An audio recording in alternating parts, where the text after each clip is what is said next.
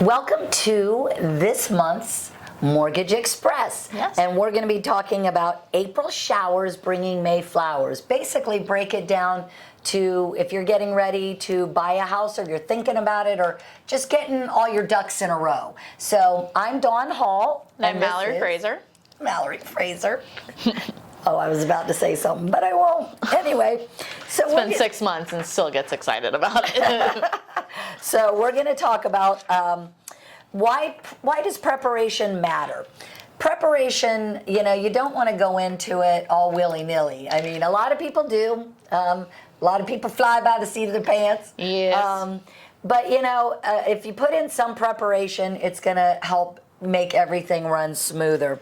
And I think a little bit more of like preparation is, we're not talking about getting pre-approved. We're talking about, hey, I'm done with renting. I think I want to buy a house.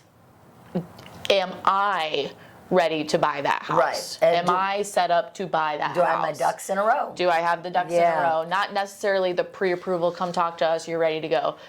This is like, hey, I'm ready to go talk to our lender, but let me look at this first, see where we are. See where, where you are personally. Yeah.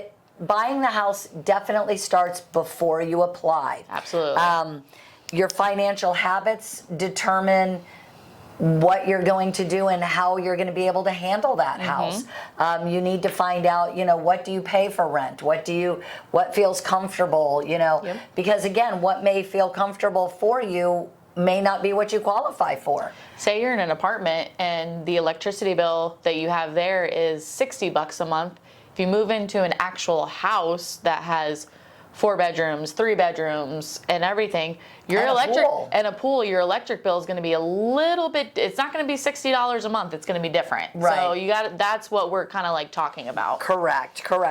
And if you take small steps now and get get everything in line and look at all, be honest with yourself. Yes. Look at everything, look at what you want. And if you do want to buy this bigger house and all of that, take a look at your spending habits and all of that. Avoid surprises in the loan process. Absolutely.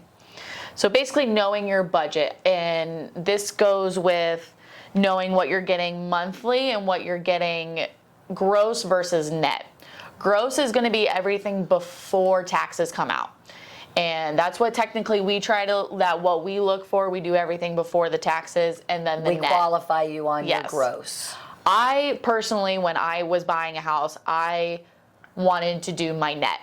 Just for me, not to get qualified or anything, but I wanted to say, hey, look at my net. What am I taking home every month, and budget from there. And a big thing is when I really started looking into is my bank statements every month. I know you have the e-statements. Oh, it just goes in there. We don't look at it. Look at it. See how much you're spending on food. See how much you're spending on anything. Starbucks. Shopping. How much, if you just want to go to Target, if you just want to go to Walmart, if you want to go, try to break those things down and see where your money is going. Because you may not think of it, but those Starbucks adds up. Those little trips to Target add up. I know they do for me. They do for me sometimes, because sometimes I'm like, I need to grab just a few things. Oh, I go down the shopping aisle. I go to the home section. I go to the clothing aisle. I see all of it. So trust me, I'm there with you. And then you also, but that helps you identify those unnecessary spendings of like, hey, I don't need to go if I want to get this house, let's 6 months or a year of no Starbucks. Buy them at home, buy the pre-made stuff at home. That's how you're going to get your coffee throughout the week. Buy in bulk, maybe invest in a Sam's card, Costco card. Maybe that will help you out of, hey, like in the future when I get a house, I go to Sam's almost, it feels like once a month sometimes, but I haven't bought toilet paper in probably almost 7 months because it's all in bulk. Yeah. Everything's in bulk. So it's so much easier. That way you can plan of saying, hey, I can do this here, this there, and that will help you out as well. Right. But also you want to determine what your comfortable monthly payment is of like, hey, I don't want to just go get the highest one I can, highest max purchase price that I can. I want to know what's going to be comfortable, because yes, I may be able to afford it, but when it comes down to it, am I going to want to pay it? Am I going to want to pay it? Well, and again, a lot of people think that first house or condo or whatever has to be the same as your mom and dad's house, or the thing you grew up in, or, you know, oh my gosh, I can't have 3 bedrooms, I need 4. You know. And remember, your life is going to change. Yes. So that first house should be something to get your feet wet. Find something nice, a nice area, build equity, and then buy the next one. Absolutely. You know, build up, buy up, buy up. You don't need to have the perfect house, the biggest house, the greatest house when you're 25 years old. Exactly. And if it needs a little bit of paint, hey, get friends, get your girlfriends, get friends, and have a paint party. And everybody say, hey, come help me out. I'll pay for pizza. I'll pay for whatever. Will you guys please help me paint the house? Right. Easy. Instead of spending $4,000 or $5,000 with a painter. Exactly. Or even like, so if you find that lower house where you're like, man, like that lower price house, and you're like, man, it just needs a fresh coat of paint, and I just don't like this color. Great, that's fine. Don't stop your searching just because there's just 1 or 2 things, and especially when it's cosmetic. You have to see past that. And you know what? A fresh coat of paint does a lot. Wonders for houses. Does a lot. For anything, actually. Oh, yeah. So, one of the things, again, can you afford it? Have a reality check with yourself. Truly sit down. Don't, you know, yes, if you want to stretch, but think about it. Can you really afford it? Well, a lot of people say, well, I'll just pick up more hours, or I'll work more days, or I'll do this. It's not always guaranteed. But you know what? That's number one, is it's not always guaranteed, but do you want to continue to do that? So if you're going to pick up extra hours to make sure you get this house or you qualify for this house, are you going to want to keep doing that after the fact? And then you got to remember, if you're in your 20s or early 30s or whatever, and you're buying your first house and you just got married, you might have kids coming in a year or 2. Are you going to be able to work 2 jobs with a child? Yes. That's something else that, you know, that is important. So take a look at what your rent is now versus what your future mortgage payments are going to be. Rent is generally, you know, somewhere around $2,000 is about an average rent, is what we're seeing. It used to be a little higher. Now it's kind of come down. Used to be a lot lower, but that is true. It used to be way cheaper to rent than it was to buy a house, but now they're so close. You might as well take a look at it, you know. But take a look at that. Take a look at what, you know, if you make an extra $500, you know, your payment goes up $500. Is that going to hurt, or is it going to be something manageable? Is it something that you can do? And again, you know, $1,500 versus rent to $2,000. Maybe sit and decide. Okay, we're going to do this house in next year, so we've got 12 months. So let's take our $1,500, you know, monthly payment, and we're going to assume we're going to pay $2,000. Let's just start taking $500 and put it in a savings. Put it in a savings. Maybe don't put it in that saving. Maybe make a whole new savings account. Special savings, and name it house buying, or you know, or future goals, or something important, you know, like that. That's and ours. Then practice saving that $500 a month. It's kind of like when you pay off a car and you're going to keep the car for a while, but you know you're going to eventually want a different car, and you know it's going to be more expensive. So instead of just taking that extra $300 or $400 a month and blowing it, keep saving it. So that when you go to buy that car, you've got a down payment plus your trade-in.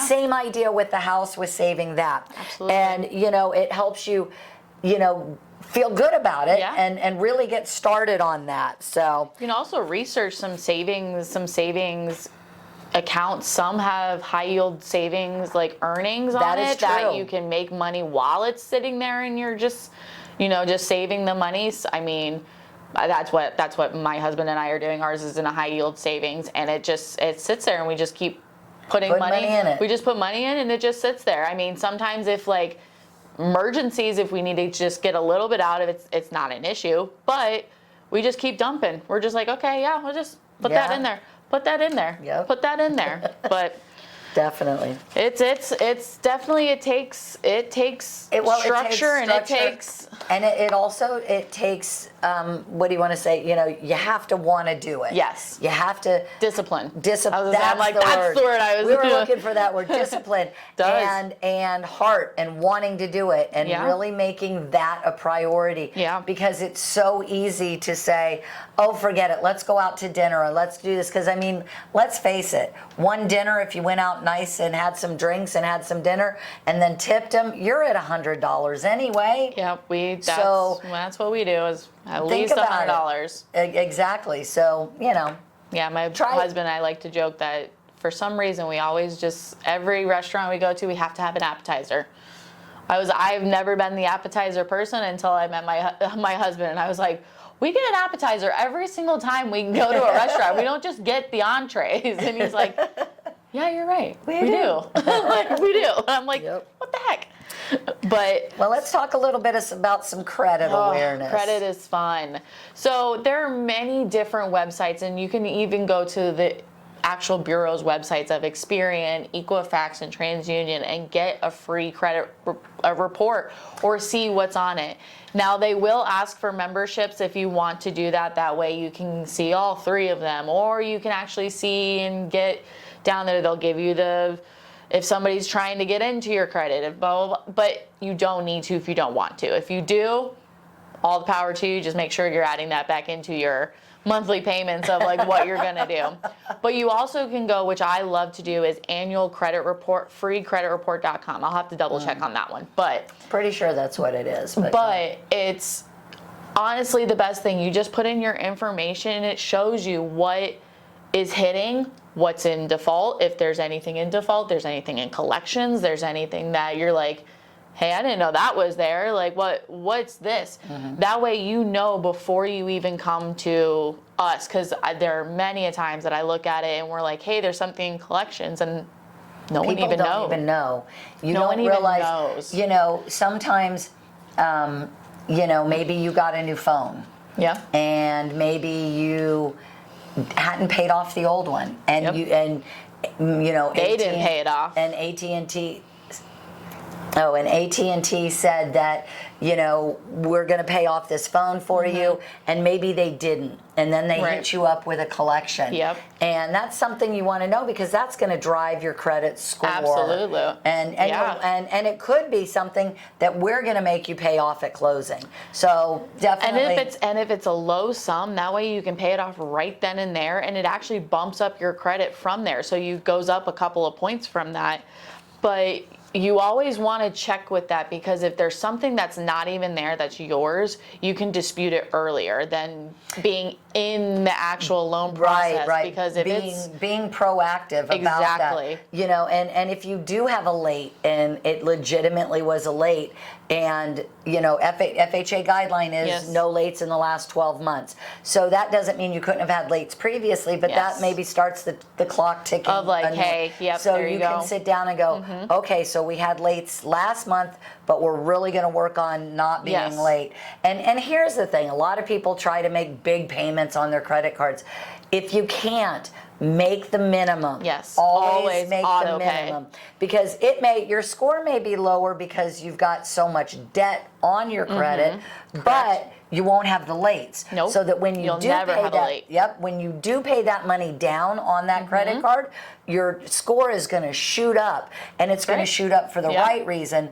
If you pay down, if you've got a bunch of lates and then you pay a chunk of money down, it's not going to shoot up the same way, because you're not making your payments. And that is very, very important. That's actually what I run by, because my payments are, my credit card payments are sporadic. So I have one at like closer to the end of the month. One is in I think almost the beginning, almost the middle of the month.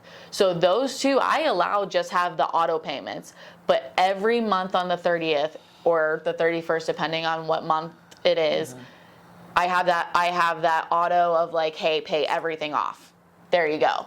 And it boosts my credit substantially, because I'm never missing a payment, but I'm also paying off my credit cards. So it looks better to the bureau of like, hey, like she's making her payments. they may be small, but then at the end of the month she pays it off. Right. And you use And it doesn't hit your bank account really fast, too. Right. Well, and you use credit. You know, Yep. you need to do that. You need to use credit. You have Use to have it. credit to get Use credit. it. And, you know, I mean, we're not saying get 10 to 20 cards. No. Get 2 to 3. I have and 2. And maybe keep that and just do 2 to 3. I think I have 3.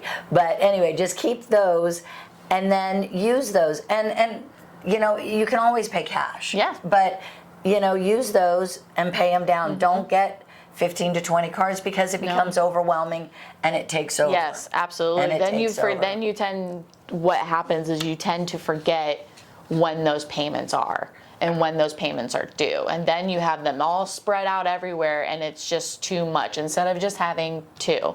Now, I do want to say, like, if, hey, like, I just want to pay off credit cards, but I'm not ready to put chunks down. Say, hey, like, I'm trying to save up, but I'm just not ready to, like, pay my credit cards off. That's great. Leave them as monthly payments.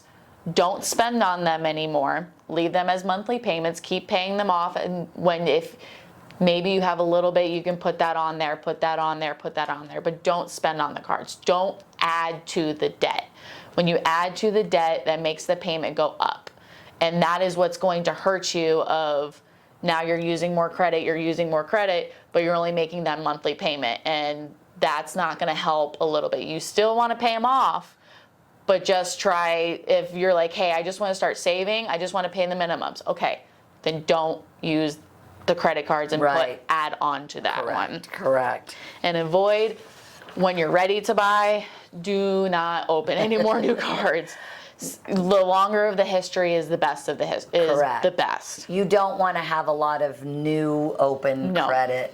And, you know, and your score, a lot of it is dependent on how much available credit you have and the history that you're using it. So, you know, don't, if you know you're going to, or if you not even know, say, again, you're getting started, you're planting the seeds, you're getting ready to, you know, buy that house, don't buy a new car. Yeah, nope. Make sure if your new car, if your car is dying and you have to get a new car, do it. Don't get something huge, but do what you have to, and then maybe put that house off another year, maybe. You know, you don't want any big major purchases that are going to hurt you in the long run. You know, it hurts your debt to income ratio and what you qualify for a house. And also, if you get a new car and then 6 months later you buy a house, you're not used to making all those payments all at the same time. And it could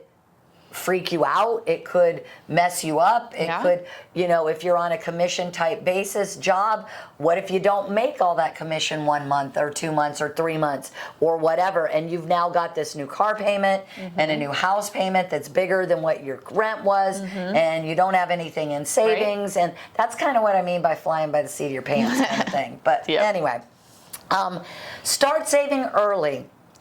We talk about, you know, what you need to save for.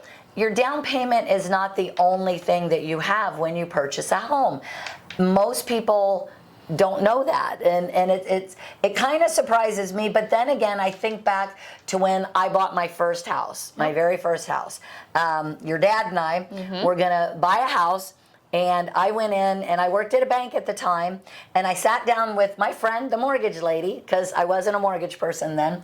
And back then, we wrote up closing costs on a piece of paper. And she wrote out a good faith estimate.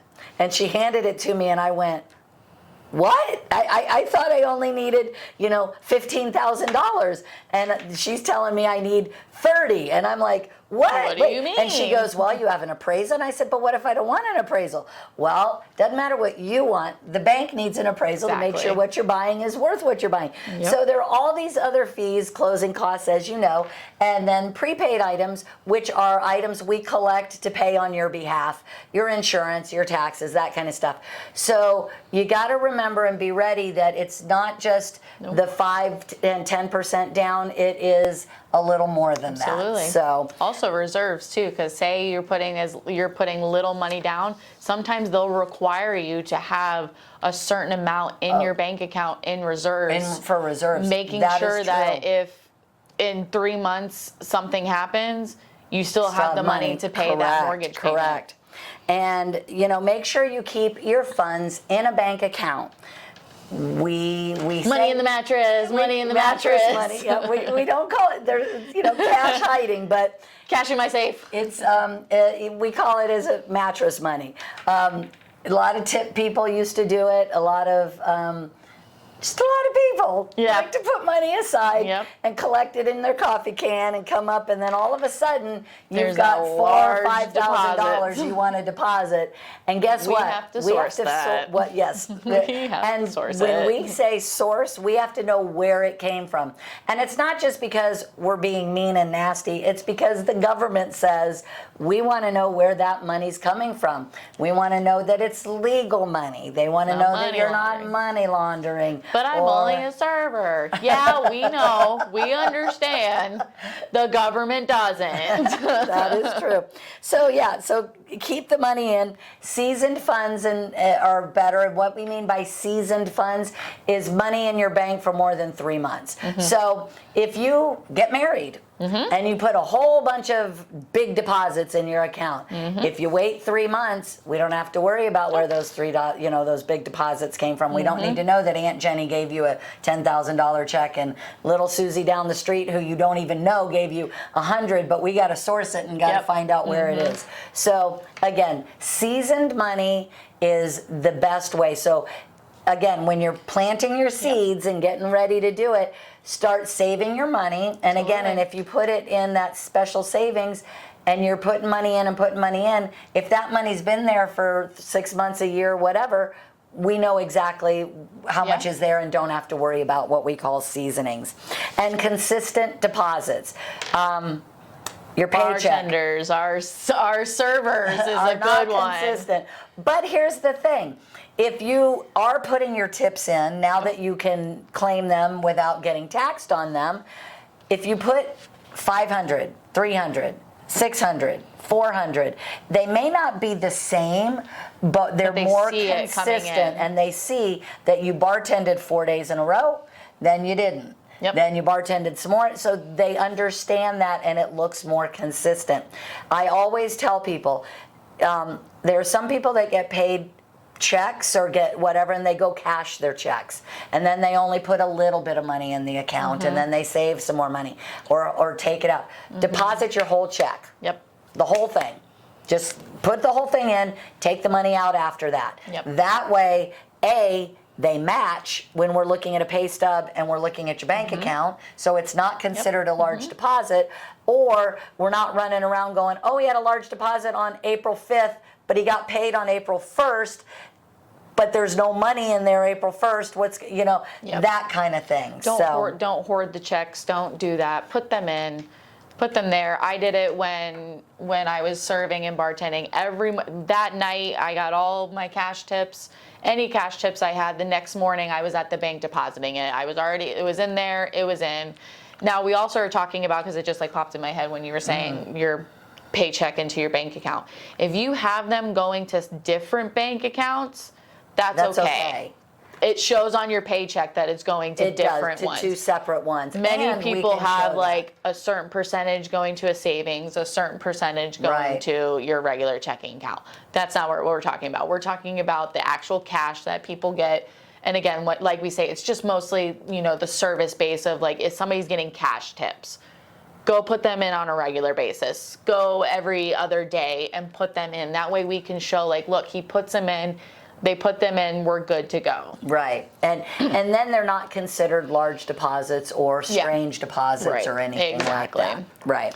So building up an emergency fund is great. You want to look at, I had the biggest trouble when I was younger, but when I finally realized what it was, I was you want it to cover at least one, my brain, because I'm just a little bit more I need it just in case, is 6 months, up to 6 months of if you lose your job. If something happens, there you go. And COVID was a very big aha moment. And I'm glad I did, because I had enough money in my savings to hold me over for the first 3 months. And then I was able to do the unemployment and get all the stimulus checks, which was great because then it just deposited everything back into my account. And I was like, oh, okay. Well, and the rule of thumb they say is 3 months. Yep. A lot of times it's hard to do that. You know, start with 1 month. Yep. And again, all of this we keep saying we're planting the seeds.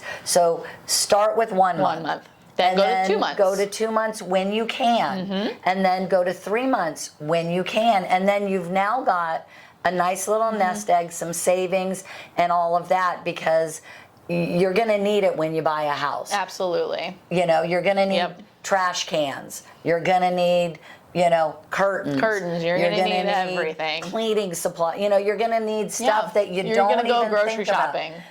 Guarantee it. You're going to go through that fridge when you're moving out and going, expired. I love that commercial. Expired. That's what you're going to be going through. But also you go and you move in and you're like, I don't want to take all this stuff. I just want to throw it out, less I have to carry into the new house. All right, but you have to then replenish everything that you had and moving into. And keep in mind too, if you're living in an apartment and you're probably a 2-bedroom, maybe with a, maybe 2-bedroom, 1 bath or whatever, and all that. Well, now you're moving into a 3-bedroom house with 2 bathrooms and a lanai and a patio and a yard. And who's going to cut the yard? Are you going to pay somebody to cut the yard? If not, you're going to have to cut it buy yourself. A lawnmower. You're going to have to go to Home Depot. You're going to have to do this. Right. So, having that reserve fund and getting ready is where you want to be. And honestly, once you get to that 3-month mark, it gets easier of like just being able, because then you also are like, oh, it's already in my budget of like putting and saving. Okay. And like like we're talking about planting the seed in the beginning, you're there.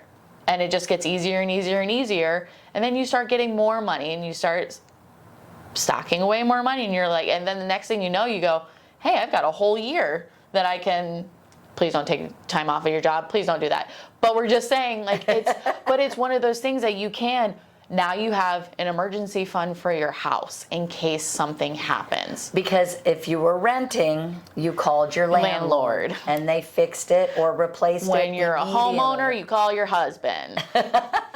Honey. You are the one that has to replace it or fix it. Yes. And, and let's face it, you could buy a house that the appliances were replaced last year. Yes. And it could go out. And there's warranty. Nothing you can do about it. You have to replace it. You could be in the house for a month and your air conditioning goes out. And that's not a landlord problem. That's now that's a you problem. Right. And trust me, that 24 hours that you're sitting there before they can even get there, it's hot. Especially in Florida in July and August. It's hot. So when we're trying to strengthen your financial profile, we want you to make sure your job and your income is stable. That you've been now, of course, hey, I just started a job. I've been at the job for a year. This is what I'm making. I may make more. That's great. How about you get that, you're there for a year, plan for the next year, like, hey, I want 1 more year. I want to try to get a house.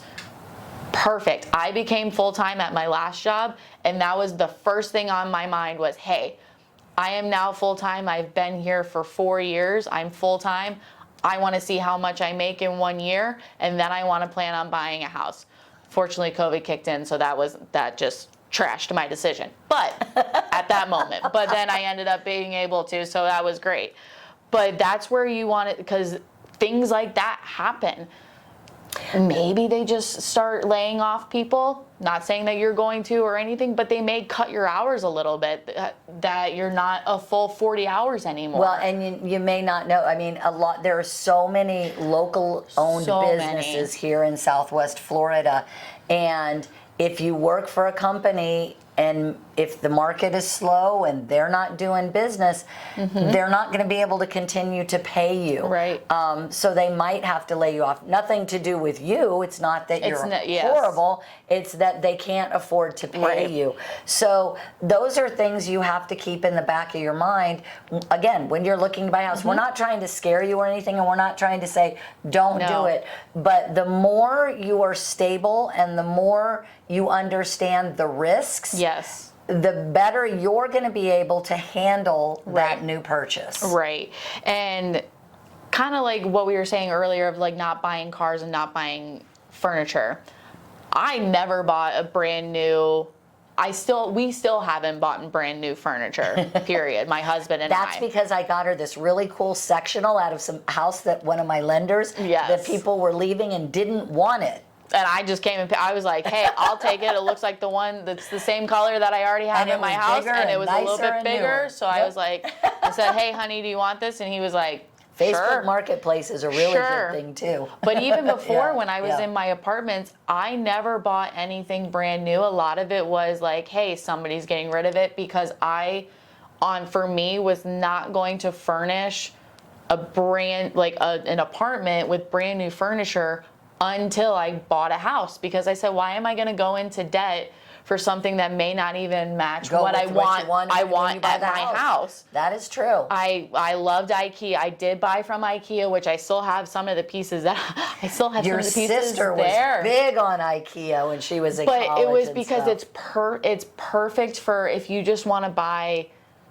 decent furniture that's sturdy for just a little while in an Right. apartment, or like, hey, when you move into a new house, like, hey, I'm not ready to furnish the 2 bedrooms, but I just kind of want like my stuff for a little bit. It's perfect, because I want to be able to pay the cash for furniture. I don't want to have to finance it. I don't want to have to do everything. So Facebook Marketplace is a good thing. Craigslist, I mean, vet a little them. scary. It's vet them. But Facebook Marketplace has gotten so good. And I mean, I know it sucks sometimes, but if you have to do just like the mattress on a floor for bare just minimum. a bare minimum, just for a little bit, it's okay. You still have a bed to sleep on.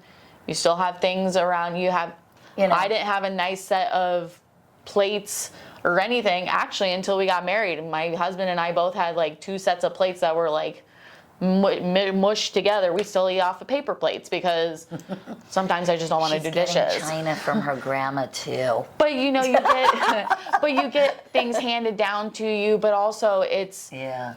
you want to that's when you really want to like invest in things. In something nicer. Exactly. Right. Well, and you want to make sure that you're building your stuff and putting it together, and like you said, putting it into Saving. a house that you want. When you build your house or you buy your house, you don't want to be spending all this money and having all these debts and want something different. Exactly, because every time you move to an apartment or change or maybe get a newer apartment, you want something a little different. Yes. Well, let me tell you, when you buy a home and you buy your first home, man, do you want to just everything new and Yes. and matching or whatever, or it flows together or Yep. however you do everything. So Yeah. again, I think the bottom line for what we're saying is just don't overuse your credit. Yes. Don't overuse and get yourself in debt, so that when you do have the house, you've got all this Right. debt. So, And you always want to remember, again, pay your bills on time, make your credit cards auto pay. Make sure you're paying your electricity on time. Make sure you're paying all of you. because we can everything. use, if you don't Yes. have a lot of credit, we can use on-time payments to your electric company, Yes. if it's in your name, to your car insurance company, to your cell phone. Most people have those 3 things for sure. And those are 3 debts. Because if you have no credit, we need 3 trade lines. Right. And those are 3 trade lines for a minimum of 12 months that we Absolutely. can do. So we're not even telling you to go get credit cards. No. But make sure you've got 3 trade lines or 3 things you pay monthly. And when you come in to talk to us, that's one of the things we say. Think about it. What do you pay monthly? Yep. that does not report to the credit bureau. And those are some of the things. Yep. And then when you're also thinking about that, when I told you to pay off, make sure you're keeping your debt balances low. So don't keep adding on to the debt. If you just want to do the monthly payments at the moment, try to get it down as much you can. Don't add to it. Just pay it down, and then that way it's coming down instead of being added, and then your interest is added on top of that as well. Correct. But also staying consistent with your bank activities. And by consistent with that, also meaning don't do NSFs. Don't float the boat. Don't don't do that. We also, there's a big new thing with Affirm, Klarna, yeah. Pay later, basically Buy here, pay later. Yeah. And if you do that, choose the ones that are under 12 months. Because if it's under 12 months, we don't have to hold the debt against Correct. you. But we are going to see those on your, some report to the credit bureaus, some do not. But we are going to see them on your bank statement. We are going to ask you about them, and it could blow your ratios. So when I think of Affirm and Klarna, my thing is, if you can't pay for it right then and there, you don't need it at that point. Well, I do believe agree with you at that point, but there are sometimes, you got to do what you got to do sometimes. I completely agree. But if you're doing that, you might not be in the position right then to be buying a house and not having any savings. So, and again, this is all planting the seeds to watch them grow to help you buy this. So the next steps with growing your plan, and now that you've kind of gotten yourself situated, you're all ready to go, now is the time to call us. Call me, get pre-approved. When I pre-qualify you, it's by when we're talking, but get pre-approved. We're going to pull a soft pull credit report. We're going to make sure everything's in line. We're going to review your buying power. We're going to give you a personalized, inventory of what we're looking at and what you need to do. If we can't do it right away, we're going to build on what you've been doing and put you in an improvement plan that is going to get you there.